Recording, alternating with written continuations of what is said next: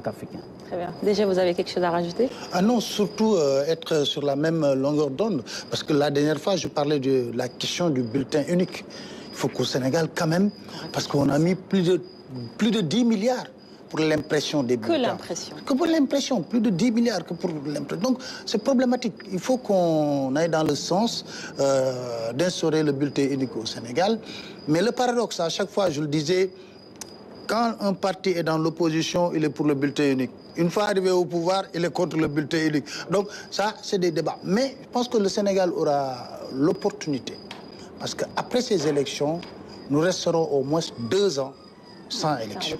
Je disais la dernière fois que pour une fois au moins, on a l'opportunité entre acteurs politiques responsables où le débat sera dépassionné de s'asseoir pour faire le toilettage du code électoral. Parce qu'être candidat au Sénégal ne doit pas être synonyme de parcours d'un combattant. Oui. Ça, il faut le faire. Il faut qu'on puisse s'asseoir ensemble, en tant qu'acteur. Il n'y a pas d'enjeu. Parce que 2 ans, il n'y a rien. La prochaine élection, c'est les élections locales.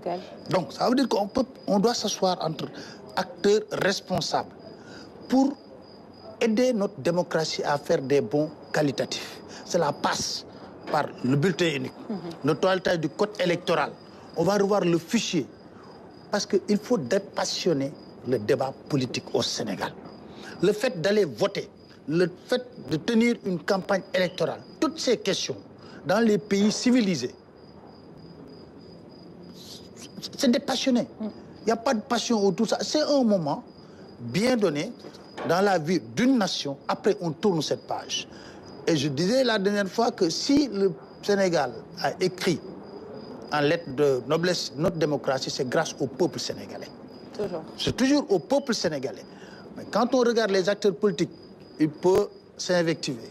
Il peut avoir un comportement déraisonnable, mais au bout du compte, le jour du vote, les Sénégalais se mobilisent, règlent le problème, et puis on passe à autre chose. Passer à autre chose. Donc vraiment, il faut tirer un chapeau à ce peuple sénégalais qui est merveilleux, mais également, vraiment, il a posé des questions très importantes sur la table, parce que quand même, on ne peut pas me dire qu'un Ivoirien est plus intelligent qu'un Sénégalais, alors qu'eux, ils ont un bulletin unique, par exemple, alors que nous, on vote depuis combien d'années? Très bien. C'est un problème qui est sérieux. Vous avez quelque chose à rajouter avant que je n'arrive à votre c'est de saluer un peu la présence de ces experts, enfin de ces observateurs qui viennent de l'Afrique centrale. Qui aiment venir au Sénégal. Je ne sais pas, peut-être vous faudrez lui demander, mais qui viennent de l'Afrique centrale, qui est une autre zone, donc Afrique centrale, par opposition à l'Afrique de l'Ouest. Donc qu'ils aient couvert une centaine d'élections déjà. Autrement dit, c'est qu'ils ont déjà une certaine expérience. Ils ont des éléments de comparaison. Donc pouvoir se satisfaire comme il l'a fait de l'organisation, même s'il y a de petites choses qu'il faudrait réajuster. Je ne reparlerai pas du bulletin unique, mais par exemple du nombre de partis. Mais aux États-Unis, il y a 2 partis qui votent. Ouais. C'est les démocrates et les républicains. 305 ou 400. Voilà, donc, moi, je dis toujours que c'est un nombre quasiment indéterminé. On ne sait pas exactement. Il y a des petits partis qui ont une sorte de... sinon même pas de quartier général ou de siège. Ça pose problème. Donc, je crois qu'il faut rationaliser tout ça. Et pour cette élection-là, il n'y a pas eu de, comment on dit, de parrainage parce que on était dans l'urgence. Mais d'avoir aussi réussi quasiment à faire, parce que c'est comme il dit, anticiper, l'anticipation a fait qu'on avait très peu de temps, et d'en arriver là où on en est arrivé en termes d'organisation, maintenant le reste c'est la participation. Mais en termes d'organisation, si on s'en fie à ce qu'il a dit, à ce qu'il a vu, avec son groupe, on peut sans être très chauvin, se dire, ouais, c'est vrai, on a bien fait les choses, quoi, du point de vue de l'organisation. Maintenant, une chose est d'organiser, une autre chose est de voir les gens venir participer. Ça, c'est un autre débat. Mais très souvent, ce n'est pas l'administration qui pose problème. C'est les acteurs politiques qui politisent, excusez-moi de la répétition, une situation. C'est aussi simple. Mais l'administration territoriale, au niveau de la direction générale des élections, c'est une machine qui est bien huilée, parce qu'on sort de 8 mois d'une élection présidentielle. Hein.